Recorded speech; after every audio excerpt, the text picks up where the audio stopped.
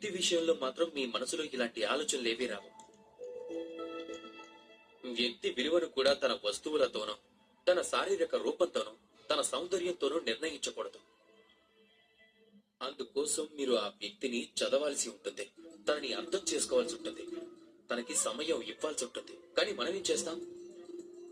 అలంకరణలు, రంగు, సౌందర్యాన్ని చూసి ఆకర్షితులం అవుతాం. దాన్నే ప్రేమని భావిస్తాం. ఏదో ఒక రోజు ఇలా అనటం కూడా మనం వింటూనే ఉంటాం. మా ప్రేమ కథ సఫలం కాలేదు అని, దానికి అన్యాయం జరిగింది అని. కానీ ఇందులో దోషం అన్యులది కాదు, స్వయంగా మీదే. మీరు ఆ వ్యక్తికి సమయం ఇవ్వలేదు. మీరు ఆ వ్యక్తి ఆలోచనల్ని అర్థం చేసుకోలేదు. ప్రేమ 2 క్షణాల్లో చేయగలిగే వంట కాదు. దాని రుచి ఆస్వాదించటానికి మీరు ఒక జీవితకాలం సమయం ఇవ్వాల్సి ఉంటుంది. అందుకే సమయం ఇవ్వండి. ఒకరిని ఒకరు రూపంతో కాదు, ఆత్మతో చూడండి. నిశ్చలమైన మనసు ఎంతో